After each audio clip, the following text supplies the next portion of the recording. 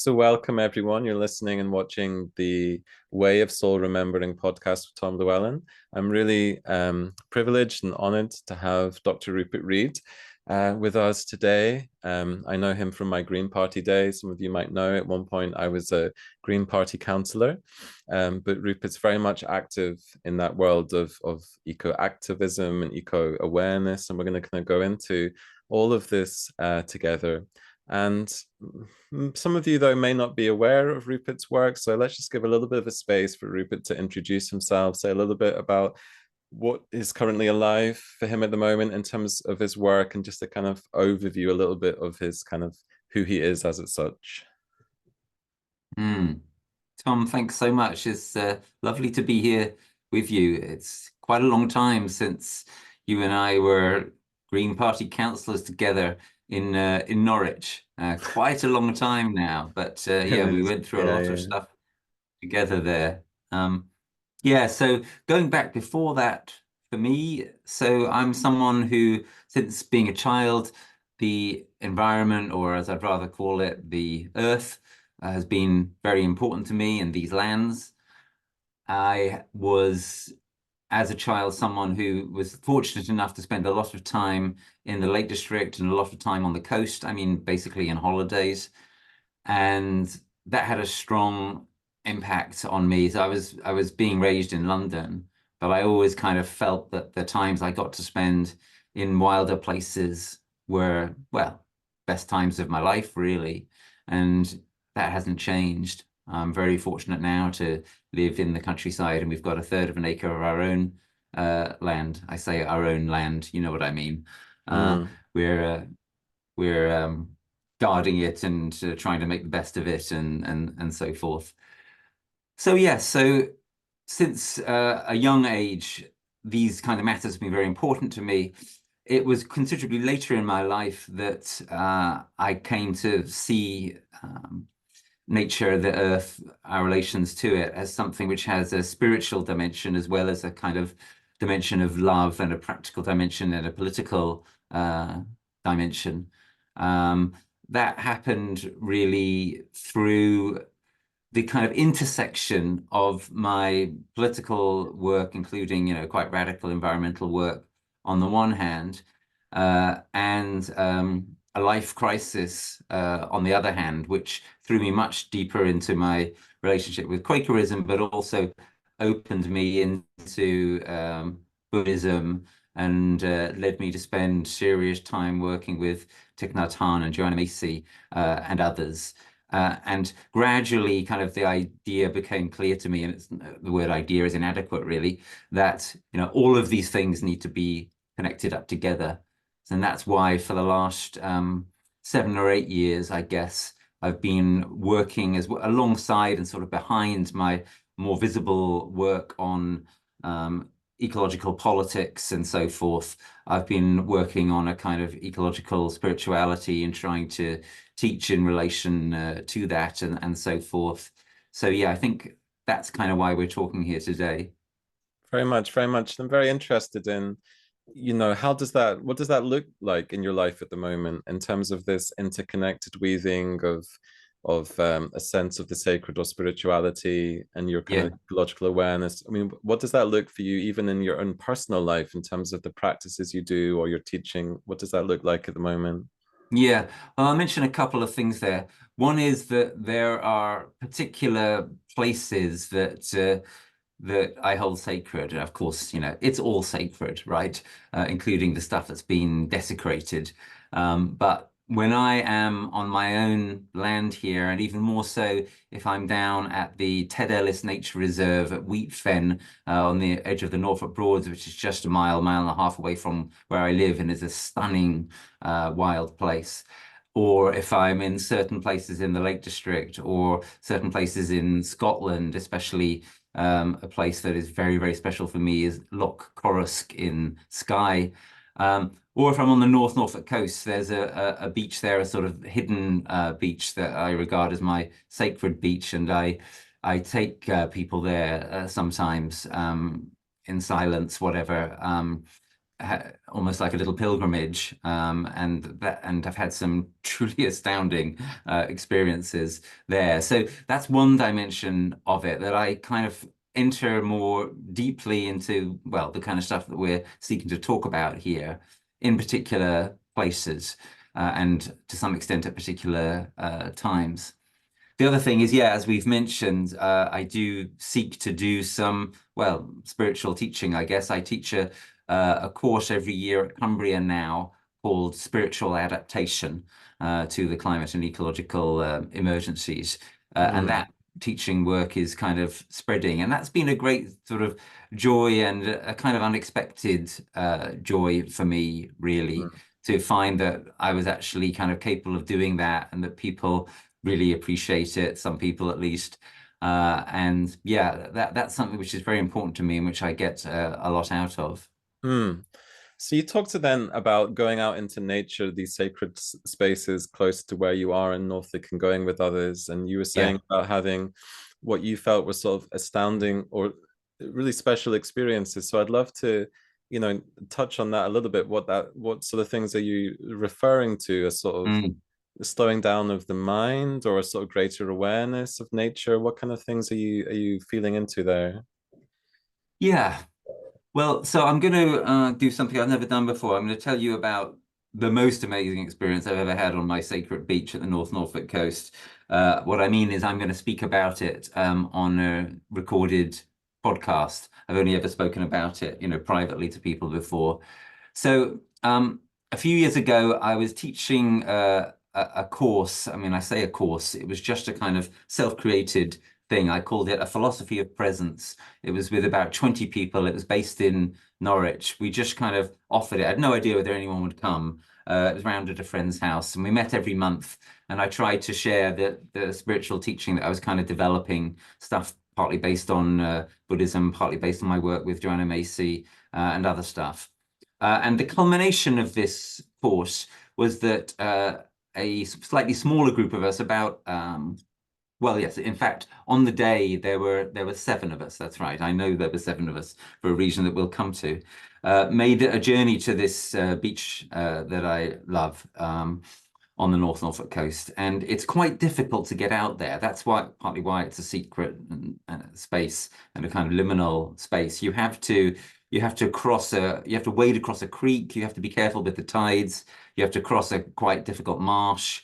So there's no one there, it's completely wild and isolated, and you do have to be a bit careful. On this part of the North Norfolk coast, people still occasionally get killed by not judging the tides right.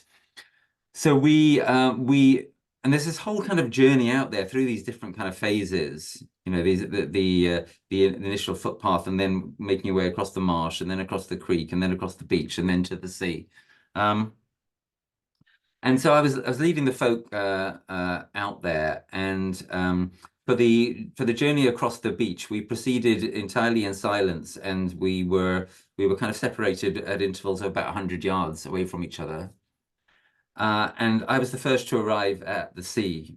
And one of the things we're very fortunate about on the North Norfolk coast is the presence sometimes of seals. And I love seals. I adore seals. I feel very close to seals. I don't really do the whole kind of spirit animal type thing, but if I did, then seal might well be the one. As I arrived at the beach, I mean at the sea, at the water's edge, this seal popped up and looked at me, and the way they do, looking me straight in the eyes, and so I was kind of communing with this seal, and it was rather wonderful. A minute or two later, the second person, who was, as I say, like 100 yards behind me, came and joined me, and we stood alongside each other. And as he joined me, another seal appeared in the water, and then there were 2. And the third person arrived. And as the third person arrived, a third seal popped up. And at this point, I was starting to think, yeah, these kinds of things don't happen. When people tell me about this sort of thing, I'm always kind of like, yeah, are you embellishing this a little bit? Anyway, let's see how it continues. And Tom, all I can tell you is that in the most completely astounding way, that was how it continued. 4th person arrived, 4th seal popped up, a 5th person, a 5th seal, a 6th person, a 6th seal. the seventh person, and then to quote the famous film title, the seventh seal arrived, and there were 7 of us kind of looking out at sea, and 7 seals looking back at us. And we just stayed like that for a few minutes, and we kind of looked at each other, and the sky was absolutely magnificent. And, you know, I'm getting chills thinking about it now. It was just the most astounding experience of kind of groundedness and kind of raw connection. And then we turned away and slowly walked in silence all the way back inland. When we got to where we were going to get, I'd completely miscalculated the timing of this day, and there was supposed to be time for people to then at that point engage in some silent meditation by themselves in a place of their own choosing in the marshes, but we'd run out of time for that. So I stopped and said to the group, look, I'm really sorry, I've miscalculated the time. I'm not quite sure what to do. But then I kind of tentatively said to the group, but my kind of sense is we actually don't need that time by ourselves now to meditate. You know, that experience wasn't it just kind of so complete that there's nothing else you could add to it. And everyone just kind of nodded and smiled, and one woman said, well, yes, it would be completely superfluous to seek to add anything to what we've experienced this afternoon. And that was it. That's a wonderful, wonderful story, Rupert. Thank you so much for sharing. And yeah, it sparks off different things within me. Some of the students watching this may have followed some of my courses on Celtic spirituality. And, you know, in the spirituality of our land, there was often a sense of the spirit world being connected to the sea, or the sea became a symbol for the other world, or a place of meeting between the worlds, or between dimensions, and the sense of the seals coming and mirroring back your sort of humanity in that way feels really special. There's a chap who comes to one of the dream circles that I do, and he shared a story recently, and his I think it was when his grandfather passed away, when his family took the ashes, he had asked for his ashes to be taken to the sea, and so his family this guy's mother took the ashes to the sea, and when she threw the ashes in the sea, just a few seconds later, or at the same time, a seal just arose like out of the sea and was watching them, and she kind of remembered that. And then my friend, who wasn't at that sort of the scattering and didn't know about the seal or anything that had happened in that way, was saying he had a dream, and in his dream, his grandfather, it was something like his grandfather was there, but sort of emerged as the seal, or something like that, that he saw his granddad in the dream experience, and then he saw a seal sort of emerge out of the water. So it was that sense. It just reminded me your story of this kind of this numinous sort of liminal experiences and this kind of meeting. And one thing that I'd love to hear from you, and it's a little bit connected to this, is what would be your sense of, I know this is a big question to ask, but it's kind of alive within me. I like big questions. How did, you know, in a nutshell, how would you describe how has humanity, in terms of its mindset, got to a point where we're so disconnected from nature, and we've caused so much harm to nature, but yet there's so many people that don't seem to be particularly bothered about it? Or what would you describe as kind of the mental mindset that's kind of led to the state that we're in at the moment, in this kind of environmental crisis with so much going on?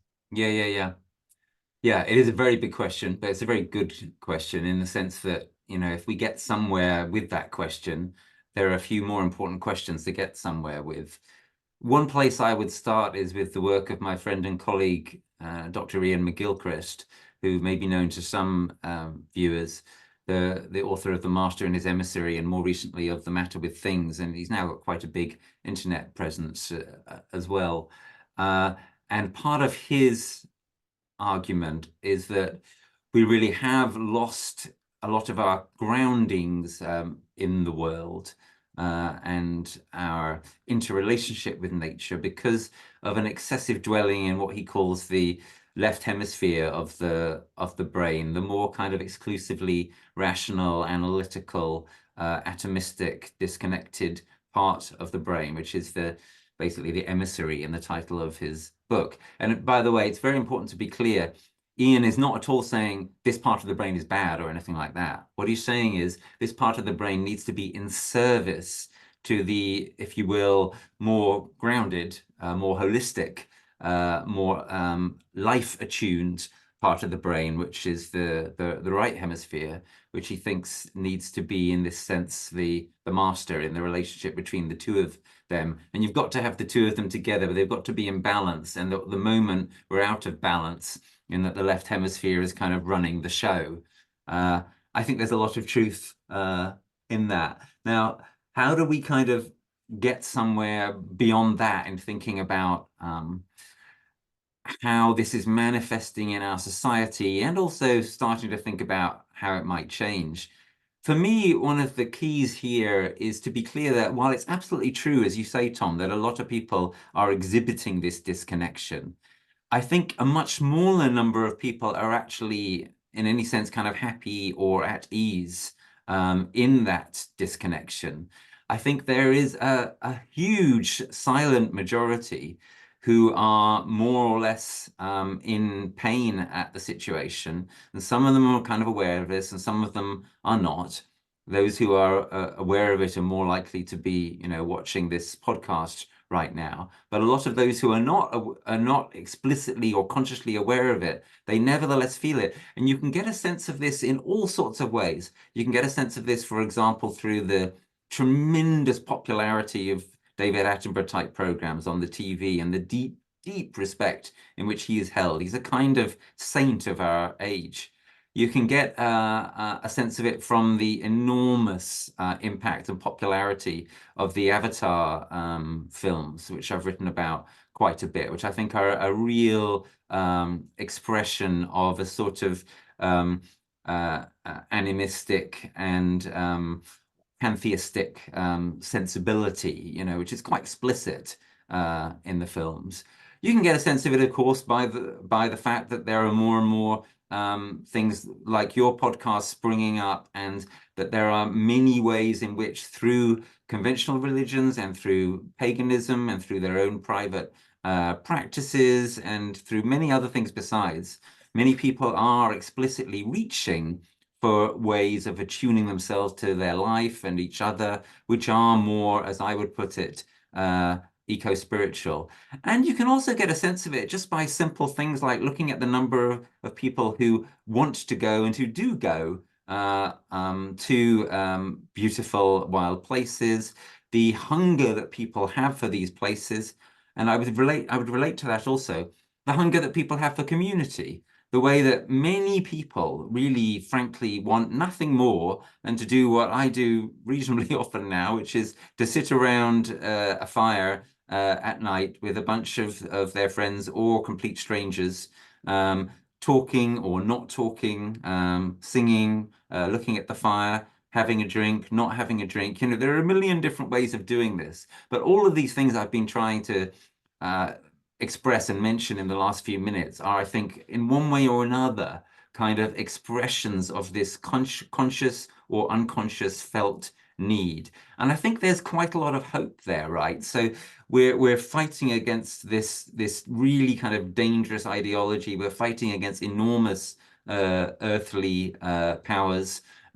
We're fighting in some sense against a part of ourselves.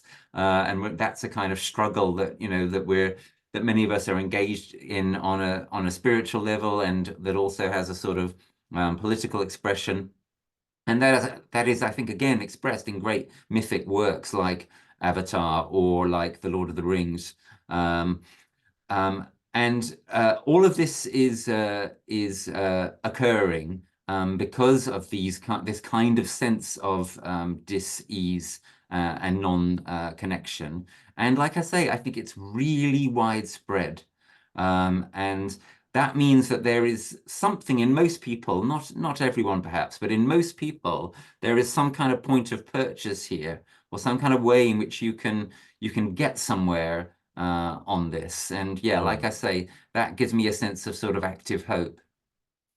So do you have a sense, because I remember watching something, you know, the documentary maker Adam Curtis, and he was Yes. talking about the need to come back to something like or at least to find, maybe it would be a new thing to some extent, where we allow ourselves to have individuality, but yet at the same time find forms of collectivism that Mm. don't squash that sense of individuality. And I Mm. think at the moment what we have is lots of micro communities, and much less kind of well, within say spirituality or religion, less dominant kind of institutions, but maybe we're progressively finding a way to collectively come together a little bit more in Yeah. forms of Yeah. community and collective activity. Yeah. And the sense that I got from what you were saying is you had a sense that if people are coming together enough in whatever way they are at festivals or in their spiritual Yes. groups or just even as a family, Yes. then people talking to each other, then awareness, understanding tends to unfold. There is this kind of knowingness, and you were saying before about people having that sense of they maybe have this awareness of environmentalism and ecology and the plight of the earth, but they're Mm. not necessarily finding places where they can easily verbalize it in Yeah. ways that are receptive. I Yeah. remember years ago that I just off, as an offhand thing, you talk to people and they'd say, they'd say, oh yeah, amongst our, we don't talk about that stuff. We don't talk about that stuff Mm. because they'd Mm. feel it was either too heavy or too Mm. overwhelming or too Yeah. complicated. So there's that sense of finding a way that people can come to it where they feel comfortable that they can speak their voice, and not just keep all of this kind of in the Mm. recesses of the mind, as it were. Yeah, yeah, I think you're right. I think the taboo, if you will, on these kinds of matters, on taking ecology and climate seriously in general, on specifically eco-spirituality, also eco-mindfulness, I think the taboo on these things is dropping. We do have a real problem in that many people are put off from going into these things to the extent that they would like to by being distressed at the horror of our situation. Now, in the organization that I run, the Climate Majority Project, we think this is a very important problem that needs to be and can be addressed. People need to be resourced in that distress. That is from now on, and it should have been already, a key dimension of any kind of really workable and effective climate action or eco action, that kind of shared inner work. Also, we are specifically trying to resource people who are especially exposed to that kind of distress. So an obvious big example is school children who are taught about the ecological and climate situation. If they're taught truthfully about it, it will be distressing. So that distress needs resourcing, and the teachers need resourcing too to deal with the difficult pastoral situation that they encounter and the temptation on them to not tell the truth, right? Because if they present a more rosy picture than reality, then the kids won't get so upset, but that's not an acceptable way through all of this. So yeah, what you're talking about, what we're talking about here is enormously important. Someone whose work has, again, given me a lot of hope in this domain in recent years is Bron Taylor. His book, Dark Green Religion, is an excellent, excellent kind of exposition of the way in which, in various different forms, eco-spirituality is arising, mostly, below the radar, but substantially and increasingly. And the part of your question I'd love to finally home in on, which I really loved, is when you said we need to find a form of collectivism which doesn't squash individualism. That is exactly right. That's part of the argument I make in this book, my book with Bloomsbury a couple of years ago, Why Climate Breakdown Matters. That I argue in that book that it's obvious and it's in fact known, it's clear to people. You can see it in the hunger people have for community, that we need more collectivity, and that in the future there is going to be more because we're going to be under so much pressure from our deteriorating ecological and climate systems that we're going to be driven to more dependence on each other. This kind of bubble that we've had of this age of kind of nuclear families and individualism and Yeah, the way we've lived off what I call fire slaves, these energy slaves of fossil fuels for so long. All of that is starting to come to an end. And one way of expressing that is to say, well, obviously in such a time of great challenges and of us being driven back on the resources of our communities, obviously ecological religion or ecological spirituality of some kind or another, and there's going to be an immense struggle to make sure it's not some malevolent kind, is going to arise and to increase. But the key thing is this kind of return to collectivity and community cannot be allowed to smash the gains such as we've experienced them. And there have been some real gains that have come from the ability of people to become a little bit more masters of their own destiny than was for the case of many human beings in past centuries. Now, here's the really crucial thing, though. We think that our society is a society that allows us to be free and to be who we want to be. But actually, our society does not express individuality and autonomy well. And this is the thing I've argued in Why Climate Breakdown Matters and in my other philosophical works in recent years, that the ideology we have in our society says you're free to be whatever you want and individualism rules the day. And isn't that wonderful? But actually what we have is a society where most people are driven to a very large extent by addictions, by consumerism, by advertising and marketing. And actually what we get is enormous trends in which people do not express any genuine individuality. They just follow these enormous herds, or they follow influencers, etc. All this kind of stuff. I'm sure that people listening to this know what I'm talking about. So the way I express this point is the one thing that our civilization thinks it's really good at, enabling people to flourish as individuals and to be free, even that we're not really any good at. Right? We don't actually support genuine independent thinking. We don't support genuine free thinking. We don't enable people to be, we don't make it easy for people to be eccentric. We certainly don't adequately discourage or put obstacles in the way of these enormous trends that push people to all go in the same direction, all buy the same product or be the same kind of person, right? So yes, what we need to do, it's very difficult, but it is possible, and our society at present is completely failing to achieve it, is that we need to encourage genuine individuality and genuine freedom at the same time as, and as the other side of the coin as, genuine and increasing collectivity and community. And I think this is possible. And this has been the burden of some of my philosophical and spiritual thinking in recent years, that is exactly what we need to seek to achieve. Genuine autonomy within a context of genuine interrelatedness with each other, with the earth, with our ancestors, with the future, etc. I think it's possible, but it is a big challenge because we're starting off from a really dire place in our civilization where even our claims to freedom and individuality are mostly fake and unachieved.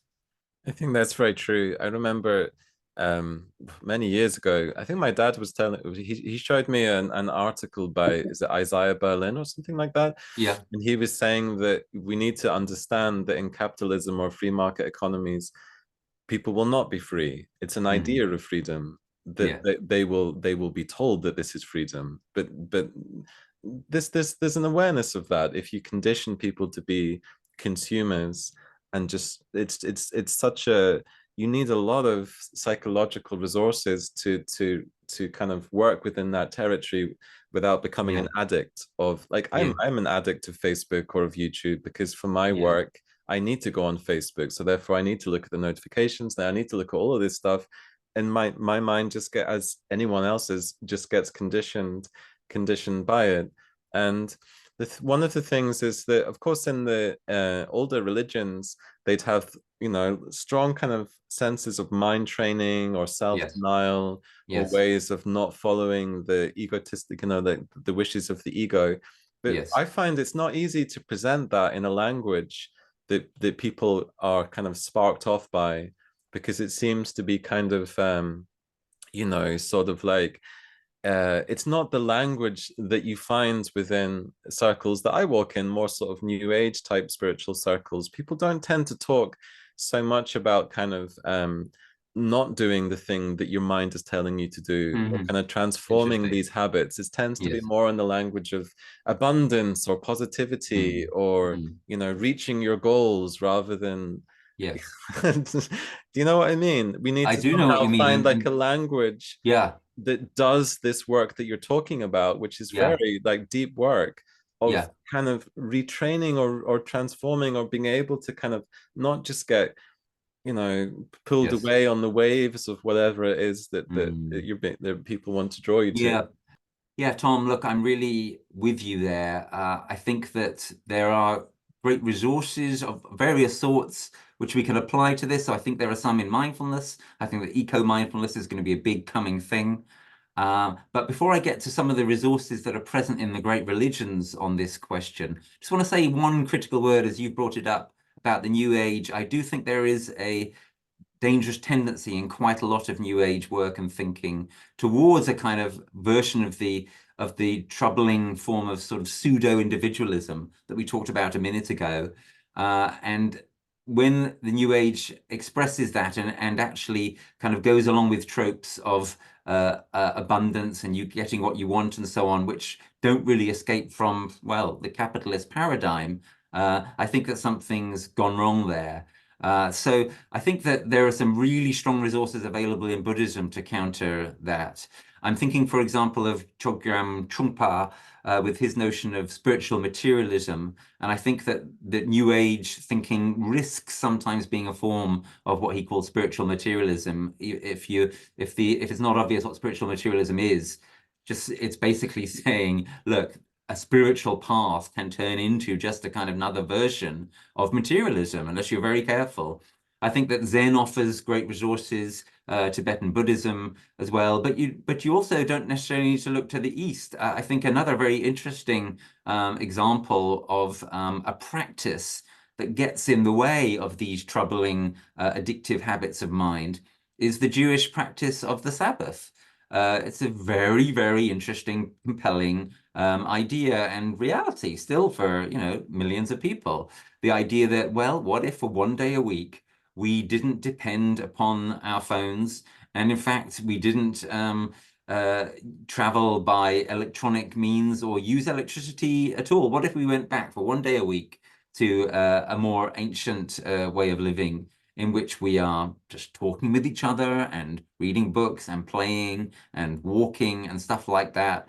I'm not saying everyone has to do this. Of course, that's not what I'm saying. What I am saying is I think that that is an example of a practice which some people are still using, which powerfully gets in the way of these problematic habits of mind that we were talking about. And I think we need to be ready to learn from all and any such examples.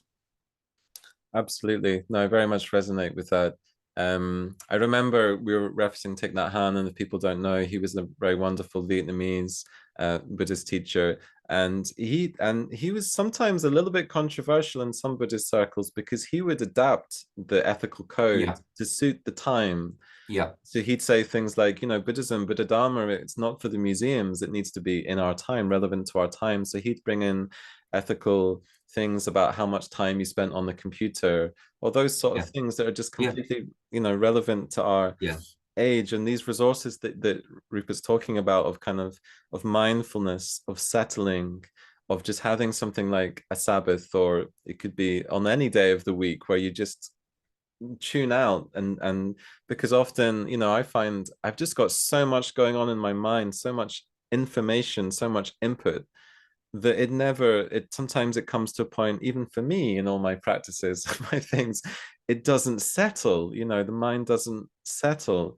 So we need to find a way that we can all just settle. And I'm very conscious of Rupert's time. He's a very, very busy man, and I'm almost kind of inspired to give some space where we could just do a collective meditation together. But before we do that, I'd like to touch upon one thing, and one thing that's alive within me is Before you do that, Tom, can I mention one thing about Thich Nhat Hanh? yeah, do, yeah.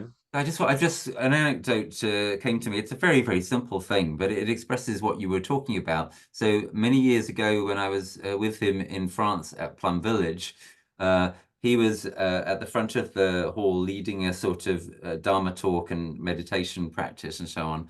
And I was in the front row, so I was sitting directly in front of him, that I could see, exactly how he was for the full hour and a half. And I was like a classic Westerner. I was struggling to sit still during this period. I think I was in a lotus or half lotus position. And after a while, I realized that he was completely still for the whole time. The only thing that moved was his head, basically his mouth. And, sometimes he would smile, or, his eyes, and occasionally he would make a gesture with his hand.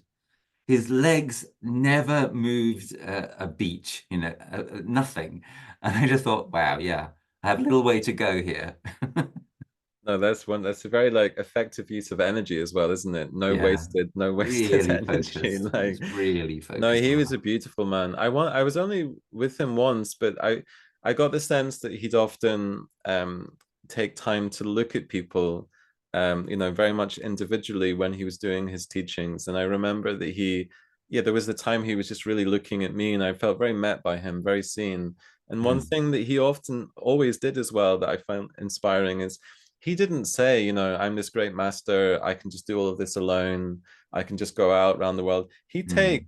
He'd take like his sangha with him because Yeah, he'd say, I need them. yeah, I need them to be with me. I need my yes. community in order just for me to feel well. So he'd have, as I'm sure you know, like the whole of he'd have like Oh, 30 yes, people or whatever sitting around yes, them, his monks and yes. his and the nuns when he was. That was very. I mean, it's always been an inspiring aspect of Buddhism, that the sort of triumvirate of Buddha, Dharma, and Sangha. The idea of the Sangha being integrally kind of in there. And I think, yes, Thich Nhat Hanh has been a great kind of recent practitioner of that, really taking seriously that it takes a Mm, village, it takes a community to do any of this really well.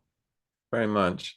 And coming on to this other topic, which Yeah. is a big topic, and I don't know if we'll be able to give it full justice here, but I'm sort of what's the way into this? So one topic that people often, is very alive for them in spirituality is the feminine and the masculine, the feminine, the masculine. And there is a school of thought that people would say that a lot of the environmental challenges that we have come from living within what you could say were more sort of patriarchally dominated cultures. And often the main religions, to some extent, you could say were sort of male patriarchal dominated religions.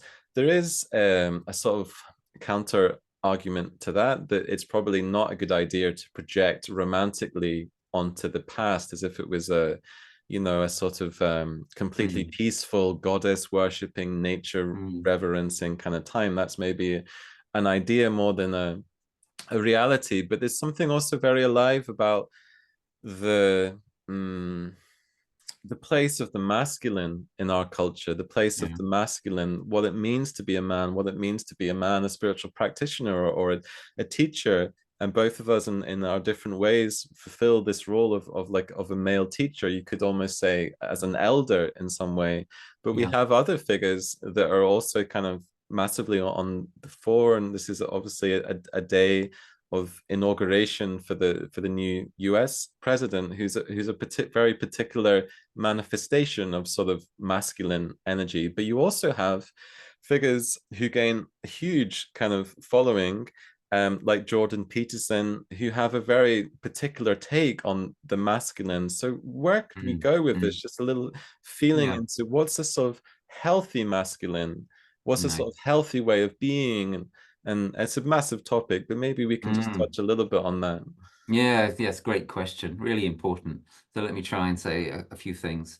The first thing I'm going to say is that among my own spiritual teachers and mentors, possibly the most important of all has been Joanna Macy, who is still alive, well into her 90s now, coming towards the end of her time with us, probably.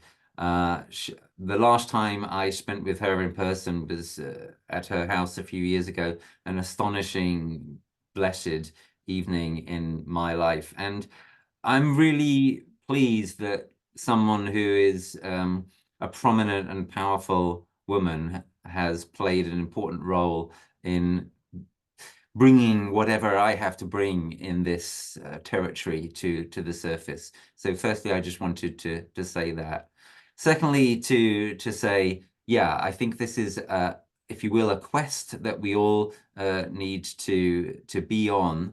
How can we be ourselves most fully and in a non-dual fashion, so not suppressing some part of ourselves, and thus, among other things, allowing ourselves to express as men our masculine sides, not being ashamed of that or whatever, because if we are ashamed of it, etc., then we are simply creating room for the Trumps and Jordan Petersons of this world, who, in my judgment, and I hope most listeners may agree, but we'll see, are highly problematic in the kind of brutally kind of masculinist philosophy that they espouse in one way or another. And yeah, you and I are recording this, Tom, on the day of Donald Trump's inauguration for his second term as president. And in this kind of cultural milieu, figures like Jordan Peterson may become more important than they already are.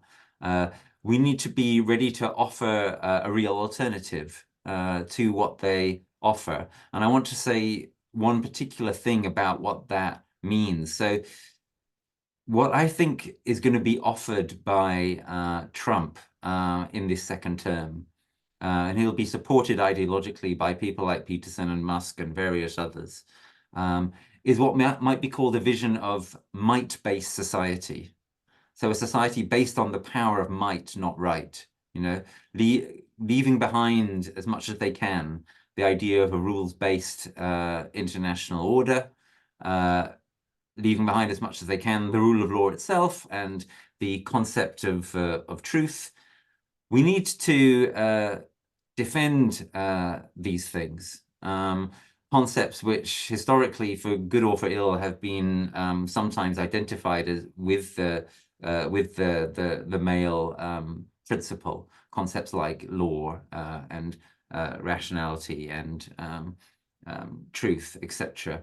We need to defend these concepts, and we need to be aware that the struggle against this idea, which I think is coming, of might makes right, of a return to an old idea of societies being based on might, which I fear we are going to see in Putin, in Xi, and in Trump increasingly in the next few years. We need to be ready to defend and stand against that in a way which is political, of course, but in a way which also has a kind of grounding in some of the kinds of things we've been talking about this afternoon. In spirit, in earth, in each other, in our connection to past and future, and our sense that even if the time that is coming is going to be, and it almost certainly is, an incredibly harsh one in many ways, we can still experience it and remain fully present through it. We can still find beauty. We can still sow seeds for something better to follow. So yeah, that's what I would say, that against the likely rise of the idea of might-based society or civilization, we need to have an alternative idea, which is something like right-based, but also that is based in presence and that is based in connection and relationality. And all of that needs to be done in a way which expresses what you described, Tom, as feminine principles, but that does not let go of masculine principles as well. We need to find a kind of encompassing holistic balance here. It's going to be very challenging, but I believe it is possible. And whether or not it's possible, I believe that we have to try. No, that's wonderful. I mean, yeah, just to say a prayer that we all find a shared space. I have a lot of friends that are like-minded on many different topics. I have close friends who are who on politics have very different thoughts about these things. And I sometimes find myself suppressing my views sometimes because I feel that if I voice them, these people who are dear friends, they have a lot of stress in their lives, or they have a lot of things going on. And if I just challenge them, it will just lead to some sort of conflict conversation or something. So I think that in some ways it's a kind of, it's always a journey to find a skillful language to meet people wherever they are on their political spectrum, but always being willing to speak, you know, your mind, your true mind, and may I speak my true mind to even to my friends who don't agree. Yeah. And with Some of the someone like things. Peterson, you know, I'm not at all trying to dismiss him and say that everything he says is wrong, everything he stands for is bad, etc. I think we should be able to have civil and open, free-thinking dialogues about these things. I think that some of the moves that Peterson made to question identity politics, for example, in his early days were useful and interesting. But I do think he's been captured by his audience. I do think now that a certain kind of audience that loves a certain kind of, you know, a certain kind of dubious ideal of masculinism and put downs and, yeah, like I say, an idea ultimately of a kind of might makes right.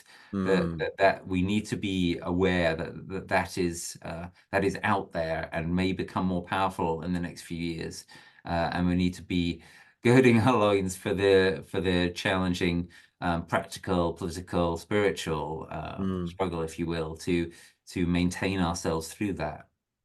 So look, I think this is a good time maybe to draw this podcast to a close. I know Rupert's got a really busy schedule, but I really feel inspired to offer a longer reflection, meditation.